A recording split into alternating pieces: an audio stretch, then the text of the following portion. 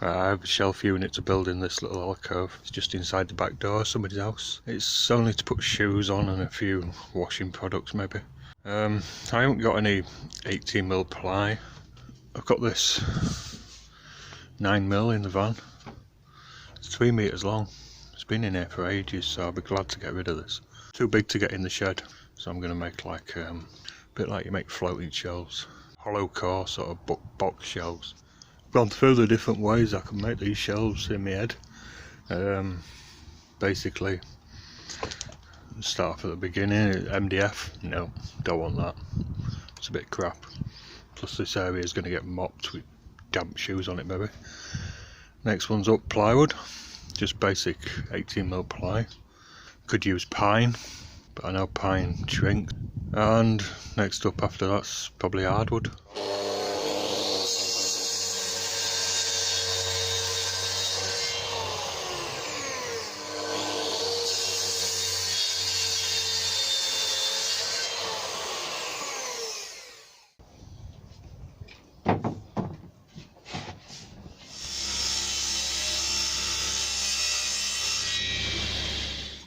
This is a piece of 1/2 inch. It's going to be the framework inside my shelf sandwiches.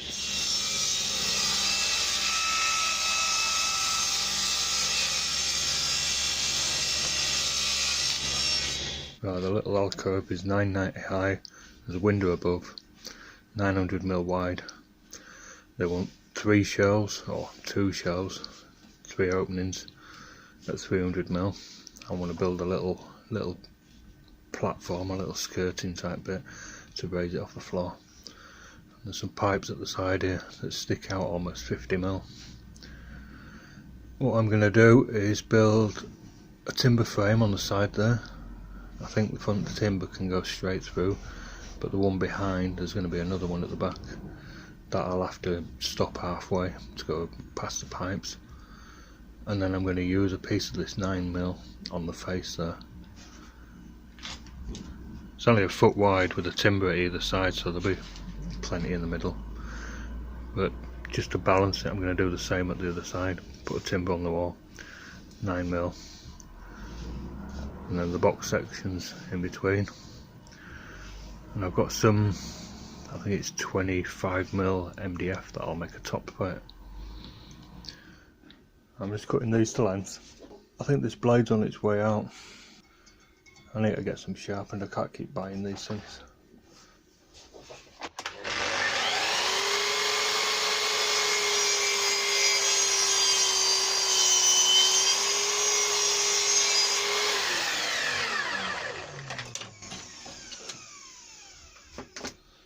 Square one end.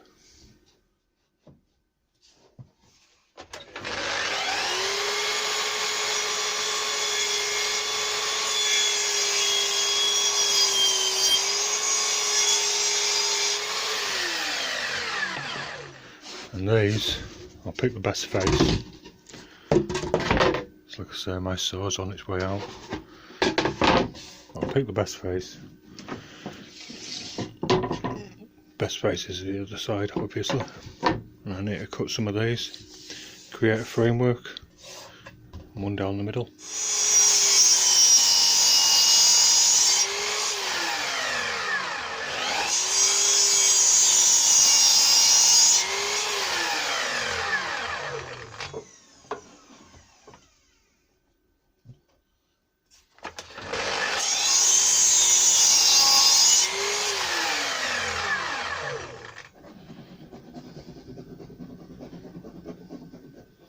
I'm just using little pins. I'm going to rush this so that it's drying while I'm away. I've just spoken to the saw sharpening people, and it's £13 a blade for a 60-tooth blade. Ish, he says, depends what size it is. So I'm going to get my Festool blade sharpened.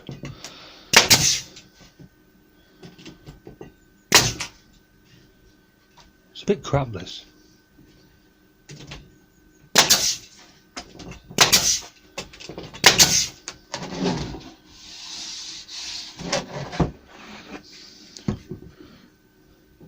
I've been working weekends last few weeks.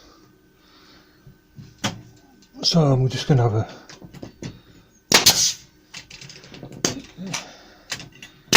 couple of easy days making these.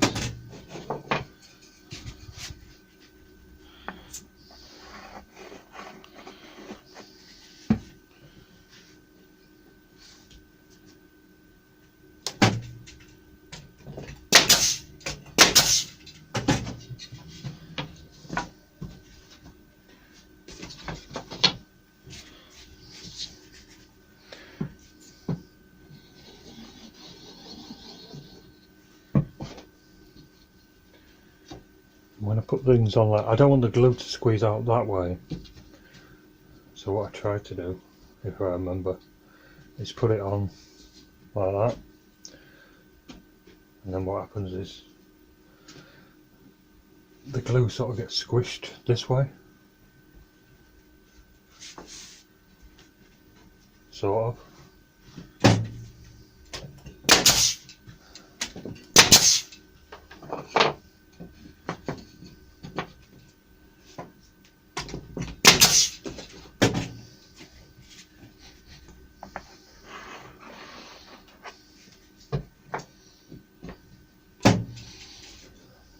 Centre.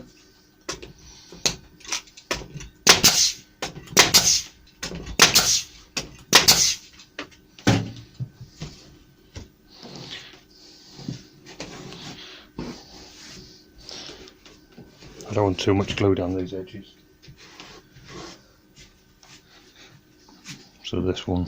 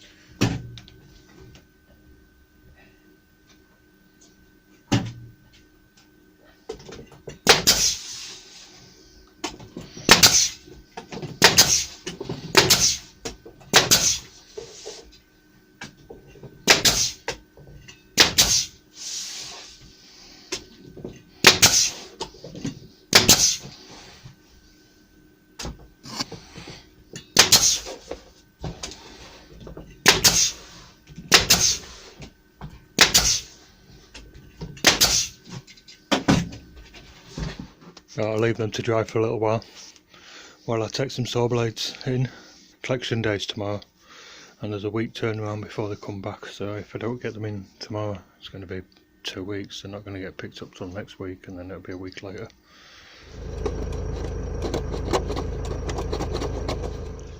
Right, 16 mile there and back. I took 5 blades in. The biggest blade's going to cost me about £18 plus VAT.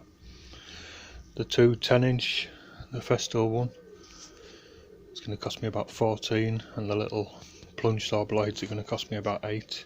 And it was 2 o'clock when I set off up there. It's now 3:30. So time and fuel to get blades sharpened.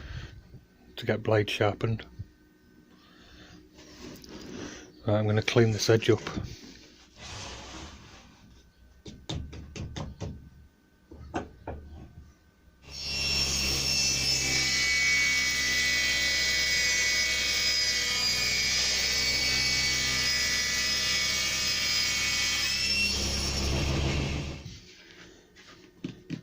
Alright, this kind of plywood's normally made of hardwood. You can get softwood plywood. So what I'm going to do is use some of these offcuts to lip it. Right, got a problem.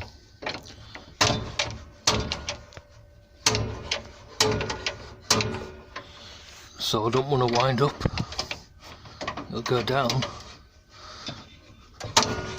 We don't want to go up. Right, I don't want to bore you to death with bullshit, but that mechanism there travels up and down on these arms. There's a winding knob here normally. That's there. You wind that. It pushes that in, which levers that, which then pushes that up. And this is the belt to the motor. I went to change the blade and I couldn't. And as I wound, it just got stiffer and stiffer, so I cleaned it out. The worst thing was I had to clean out under here as well. And I couldn't move this up. I'm levering it, barring it, trying to get it up. So I stripped all this off. I've got circlips, nuts and bolts. I've tried to keep them in order. I'm going to go have a cup of tea and I can't remember exactly where they all go. See, there's 3 washers on here. How many are supposed to be on there? I can't remember. Fucking pain. But I know how it all works now. Put a bit of grease in these. See how they're a little bit stiff. A little squeaky look. It gives me an idea of what's inside here, because the threads are worn a little bit. Let's see if I can put it back together. And the whole point of this was to change the blade. You got to put a screwdriver in there that then locates a hole in the spindle so that you can undo the nut in the middle there. That stops it spinning.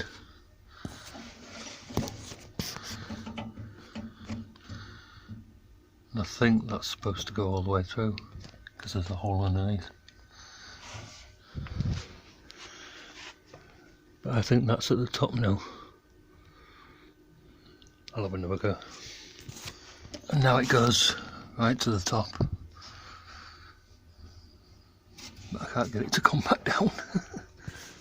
Well, although it don't go up, that's as high as it'll go now.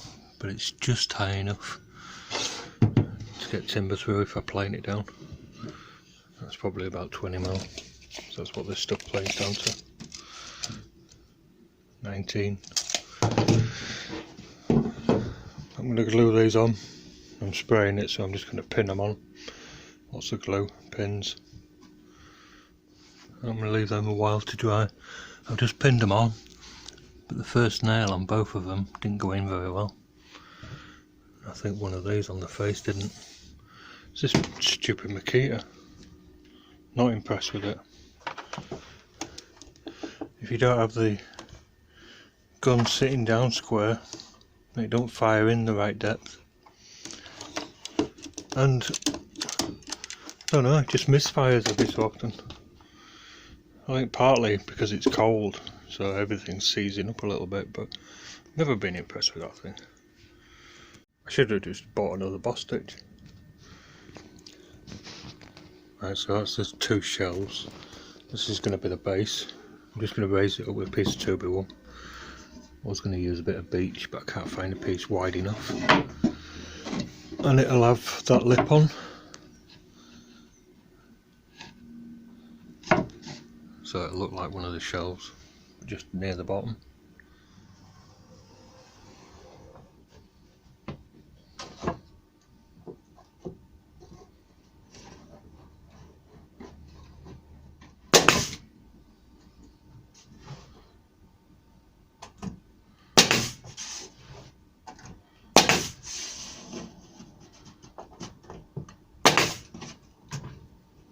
Not going to put the back on because I know the floor kicks up in the room there.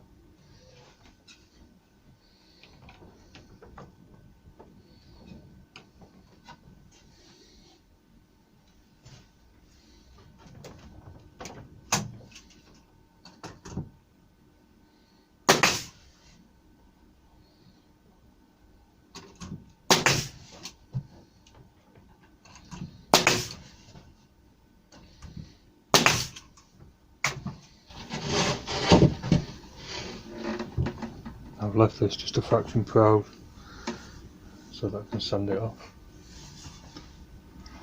and it'll get ripped down, so I'll lose that bad edge at the back there. And at the back of here That one there, that's 25mm MDF. It's Chronospan stuff, that's why it's green. The Medite stuff's like this.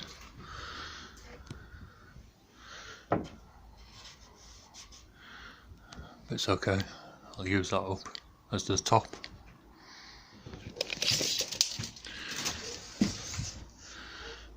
Just wide enough. So I'll take a rip off the bottom there.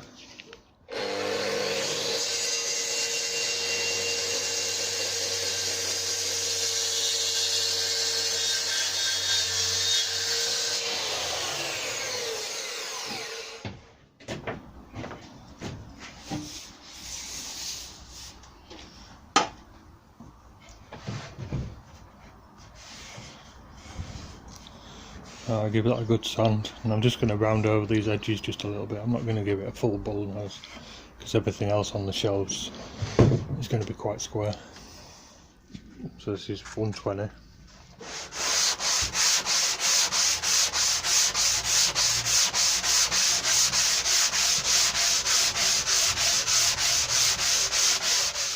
Now for MDF edges, I find that if I just sand it very smooth and then first couple of coats of paint just sand it smooth again, you get a good finish.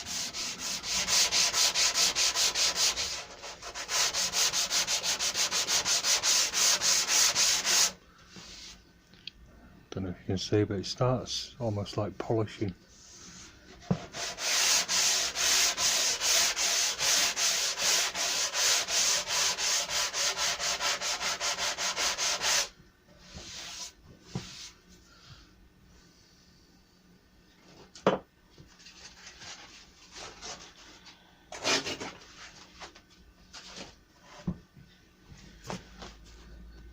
This is 80 grit, and as I've shown you before, just fold a sheet.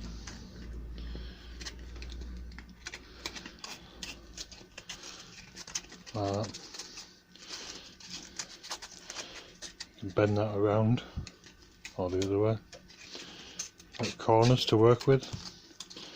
You've got straight edges to get into stuff, and the sandpaper helps to stop it slipping in your hand. You know, paper slips, and if you hold it that way around, it doesn't do that. If you hold it that way around, it'll do that, and this edge will start getting broken up. So that way around, and I'm just going to coarsely get this off.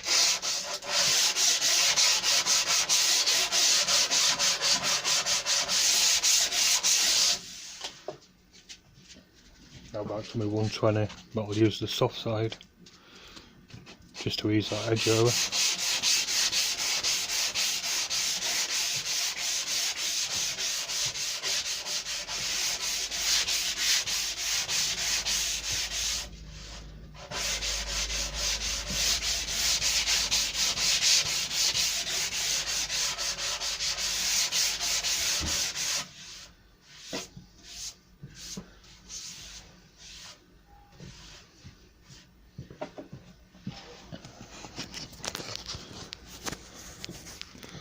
If we look at the edges, you see how it's darker where it's polished up, and these lighter bits, there's a bit there, they're the bits that will feather up more than these other bits when you spray it, when you paint it, so I'll polish them a bit more.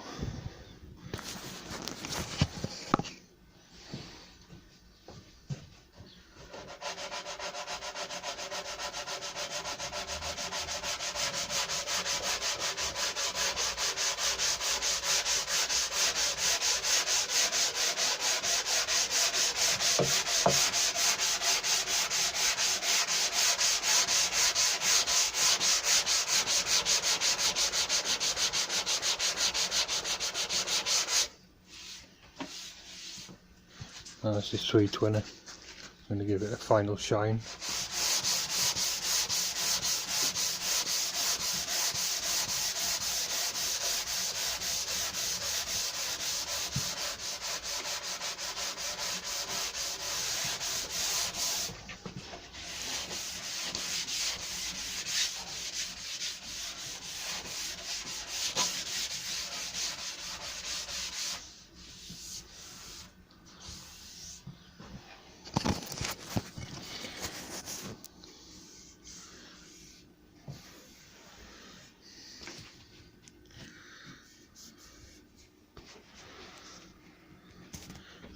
because this is an old board, I'm just going to give this a once over with sandpaper,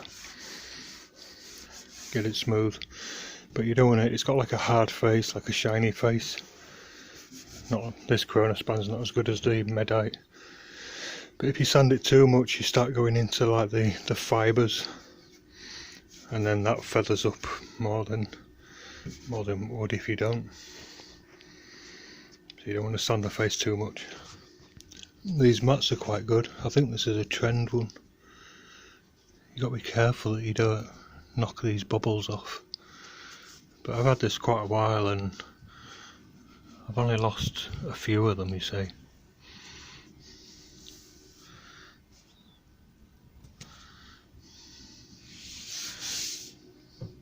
But I'm going to use the 120 just to knock off any lumps,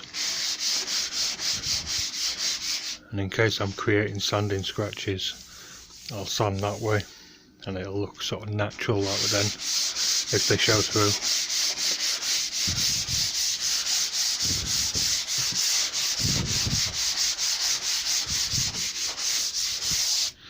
That's all it needs to knock off the lumps off the top. You see these? This is why I don't use Chronospan anymore. There's a few more there. With the solvent paints that I use, these bleed through and make like a very small marbling effect on the face. I don't think the PU's so bad, the PU paint, but the AC and the pre-cat that I used to use, they bled through and it was annoying. I'm just going to give that a wipe over with the 320 as well.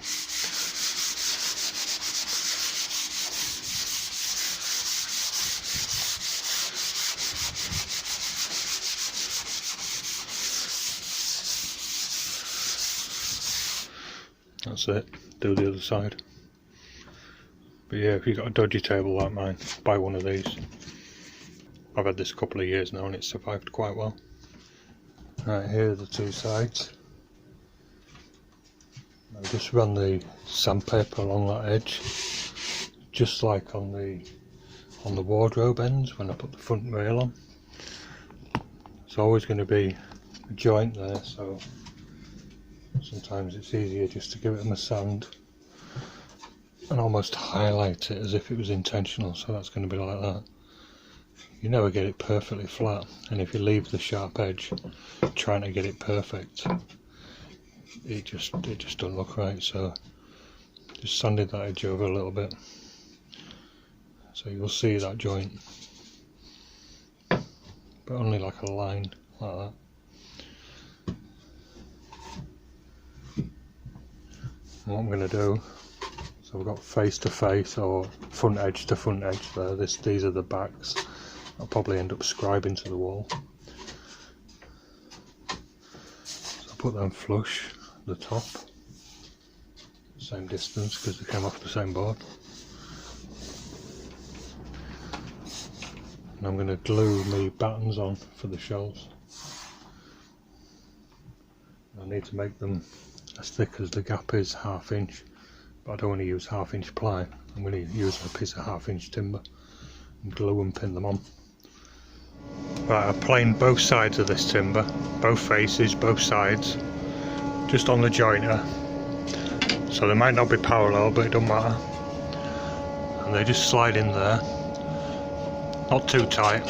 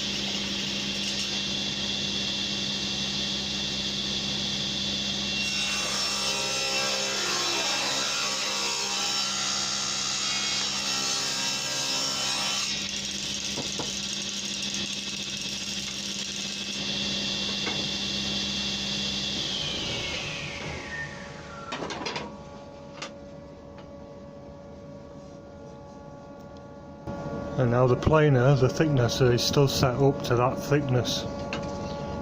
Now that thickness that I made them.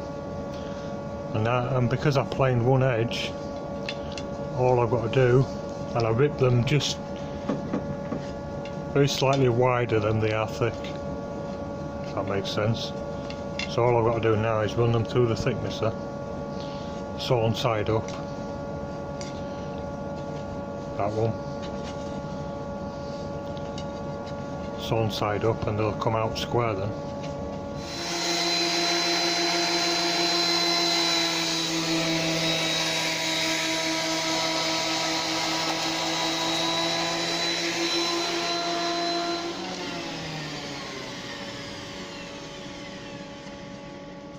So they're square now. I've just been working out the heights. Bottom one's that piece of 2x1 up, so that's that. Bottom shelf will sit on there. It's back the thickness of a piece of 2x1, so that's that. I'll probably just pull that back just a fraction, just so it's not interfering when it goes on. And I've left them short at the back because I might have to cut this to the wall. Oh, ignore that. Then we've got a shelf and another shelf. And I just need to square them over. Oh, those ones in the middle anyway. And I'll square them over properly. Pin and glue these on. And I'm gluing these on before I spray it, because I want the glue to, I want wood to wood for the glue. I don't want paint in between. I don't want to be gluing to paint, because I want these to be solid. I'm going to pin these on with little 15mm pins. Normally I'd pin thin material to the thicker, but I need to be able to see my pencil lines, and they're only holding really till the glue goes off. Just like the bottom one, I'm just leaving them short a little.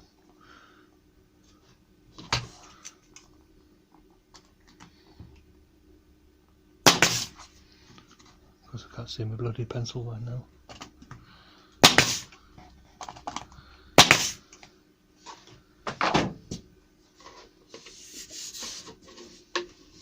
I don't care if they come through, but they haven't. When I've done, I'll scrape that glue off.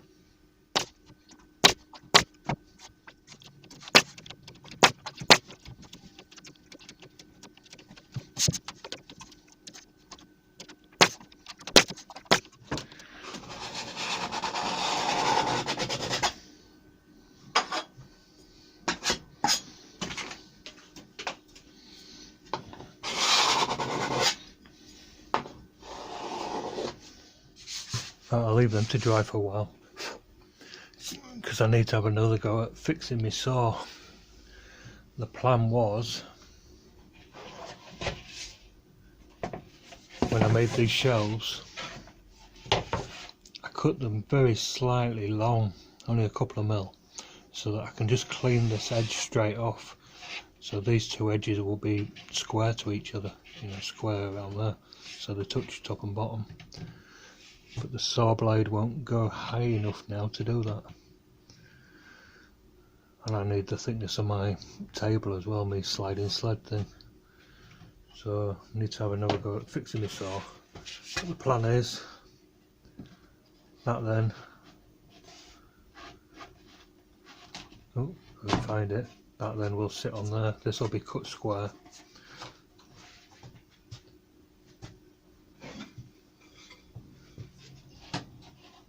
And if I can do it, there'll be a piece on the face like that. Right, I just whizzed that off on the miter saw, cut into it a little bit there.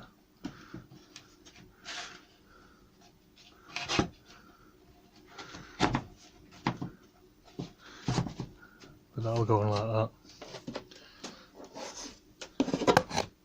And then there'll be like another piece of face frame like that.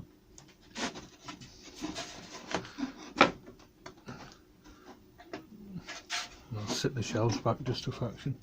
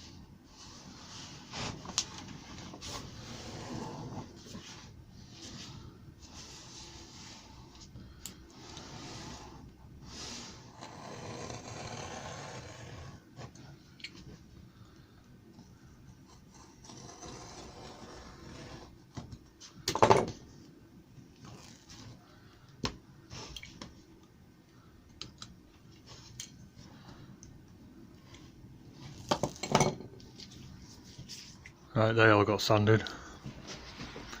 First coat of paint. That MDF edge is looking good. Missed a pinhole there.